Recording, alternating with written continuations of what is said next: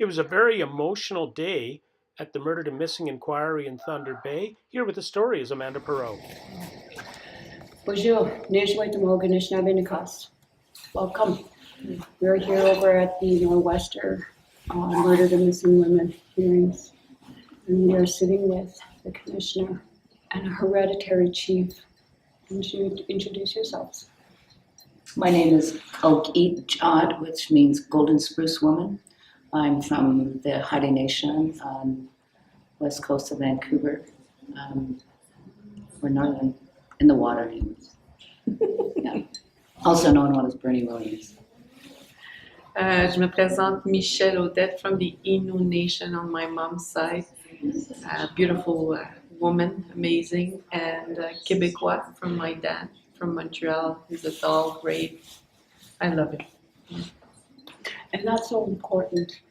I know that it's very emotional. It's got to be very emotional listening to all the stories and everything. What I seen today was the connection that you used to have as women, and I think that a lot of history has come in between a lot of our women on Turtle Island.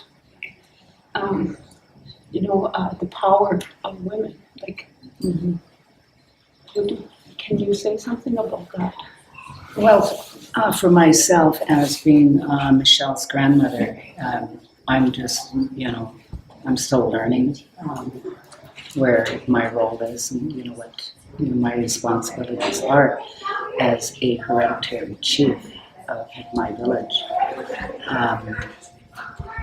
And to see these women, how we, every place you go to is very different. The platform is always different, of course, but the common thing that we have together, it's a common thread, is that we are in this, as one, we're uniting, on the same page, for the same cause. That's to stop the violence, and had to get some answers. Why has it taken so long in that? And I think my dear friend here is, and I was really mindful of what was said yesterday, is that, for Michelle's role, she was chosen to do this work. All the commissioners that were chosen, it was not by accident. They always say that the creator doesn't make no mistakes, and and it's very true, because she was ready for this years and years ago, when she was already in, on the position, that she was in NWAC, and, working with the family members, way before the call for the National Public Inquiry, came forward in that. So it's just been it's been a learning, a real learning process for me. I'm still learning it, and it is a big responsibility, absolutely. Michelle, as a woman, okay, you must have seen a lot of different cultures. Right. And is there anything that's the same that you can give to the women out there? Well, yes, I love your question. There's so many beautiful diversity across Canada, but something that united us, it's the resilience. We come from a place where hurt, darkness, pain, and very negative, very, very heavy, and but sometimes we don't need to share our past or our story, just by the look, that resilience and that smile and that warmness. I feel it across Canada. I feel it. Women who go to church or to lodge, or women who don't believe in anything, we all have that connection of the resilience, and that's powerful.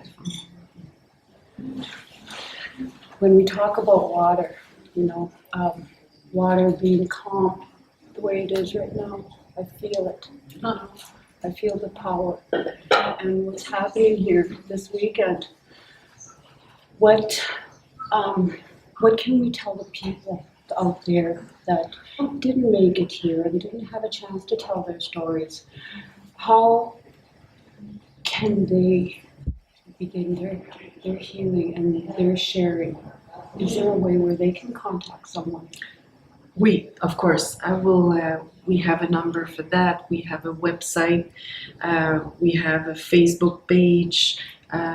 So everything, when you Google National Public Inquiry for Missing and Murdered Indigenous Women, you can find us, and you'll see some. It's hard to connect with us, but when you find our Facebook page, personal one, a lot of families come through my Facebook or my messenger, and I always welcome that.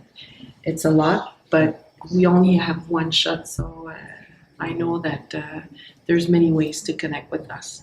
So what I say to the women, to conclude on that very quickly, speaking, it's a healing. It's part of the healing process, and we're there to listen. Listening also, it's a gift. So we have that powerful gift here to listen your story, your truth, and to honor it. And I think that the ones back home, like, you know, in our villages or the reserves, or whether it's like an urban setting, is that heck, we continue to network, you know, heck, to go into, heck, to, you know, places, you know, let the families know in the urban, you know, setting, so that they can let their family members know, you know, whether they're at home or heck in a different town or urban area, whatever it is. And social media has been like a really big thing, but just wanted to expound, you know, just really quick, is that for Filu, a lot of, like they talk about like the aftercare, so that's a really huge thing, is that Filu is national, and they're here today too, so, you know, just letting the family members know that it has been set up, it's, you know, gone heck to province, and that, you know, is like they're really, you know, an amazing aftercare for the families too. So they're not left, you know, just like when it's over, it's like, you know, where do I go? And then they go through like their, you know, emotions and that, feeling really, you know, isolated, or, you know, it's there for them too. Just wanted to let you know that it does exist, and it is there. For sure. There's always a quote that I always believe, and it's by JFK: "Injustice anywhere is a threat to justice everywhere." You know? And this is I'm hoping that there's something really positive is going to come out of this, and in short form too, because it's happening today and probably tomorrow. I think that the women are, you know, really, you know, like they're getting stronger now. Red women rising, I always say, because that's who we are. And we are, just like she said, we are so resilient in that. And That's right. So the backbone of the family is the women. Huh? Yes. So with that, Miigwech, thank you.